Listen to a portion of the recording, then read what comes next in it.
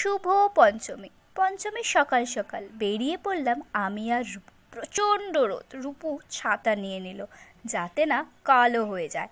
অনেকক্ষণের jam পেরিয়ে auto করে পৌঁছে গেলাম টলিগঞ্জ থেকে হাজরা। অনেকক্ষণ সময় লাগলো। তারপরে ওখানে অপেক্ষা করছিল আমার বোন 64 পল্লীর সামনে। খুব একটা বেশি ভিড় ছিল না।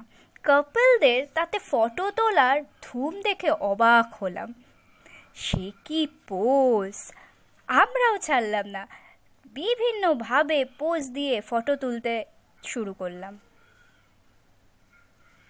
ঠাকুরটাও বেশ লাগছিল। তারপর হাজরা থেকে চলে এলাম রাসবিহারীর মুখে।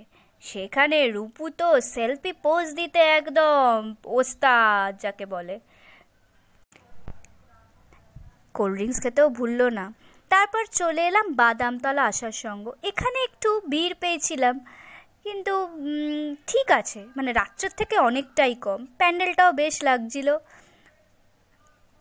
ঠাকুরটাও বেশ কষ্ট করেই ফটো তুলতে হলো। সামনে থেকে এ চলে যাচ্ছে, ও চলে যাচ্ছে, মানে আর অত দূর থেকে ফটোও তোলা যাচ্ছে না। রাস্তার চারপাশে খেলনার মহড়া নিয়ে বসে আছে নানান বিক্রেতা। তালপাতার সিপাই ছোটবেলা সবারই মনে পড়ে যায়। রূপু তো এইসব দেখে সবই কিনতে চায় প্রায়। মা এটা কিনে দাও, মা ওটা কিনে দাও, পাগল হয়ে যাওয়ার জোগাড় প্রায়। এখানটা একটু ভিড় পেলাম মোটামুটি, তবে ঠেলাঠেলি করতে হলো না। তারপর এলাম অগ্রণীর কাছে। অগ্রণী, এটা হলো চেতলা অগ্রণী। ঢুকলাম, খুব একটা ভিড় পাইনি। কলা গাছ দিয়ে তৈরি হয়েছিল, ওদের থিম ছিল কলা গাছ। শুনলাম নাকি 1.5 লক্ষ কলা গাছ দিয়ে তৈরি হয়েছে এই প্যান্ডেলটি। মানে প্যান্ডেলটি হলো ঠিক আপনার বলবো গোল আকৃতি পুরো, কিন্তু সব থেকে মুশকিল হচ্ছিল এখানে ফটো, তো মানে প্রচুর ফটোগ্রাফার আর কি।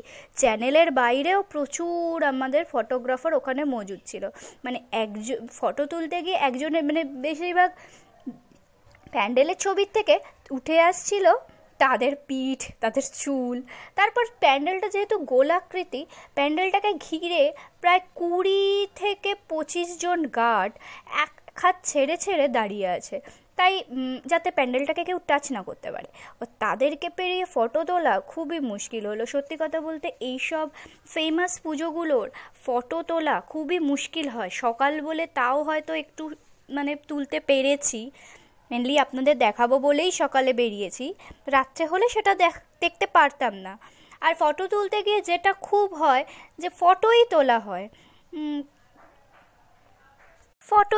হয়, নিজে আর উপভোগ করা হয় না।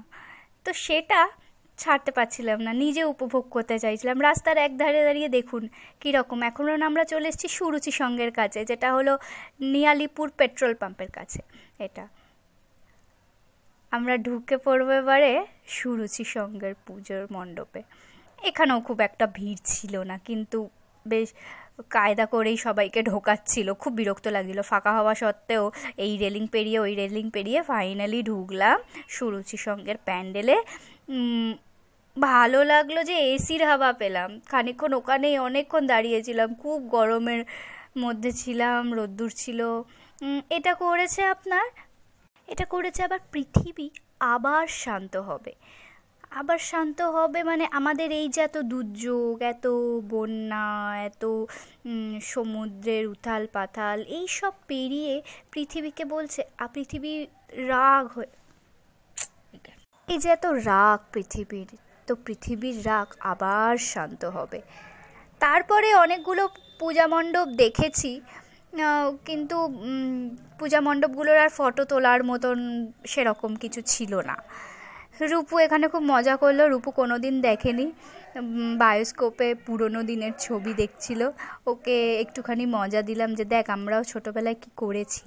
খুব একটা যে ও আনন্দ সহকারে দেখছিল আমার দেখে মনে হচ্ছিল না, অত হেঁটে ক্লান্তই হয়ে গেছিলো। দেখুন বসে আছে কীরকমভাবে, কিন্তু ওকে মজা দেওয়ার জন্যই জাস্ট এইভাবেই কাটলো আমাদের পঞ্চমী।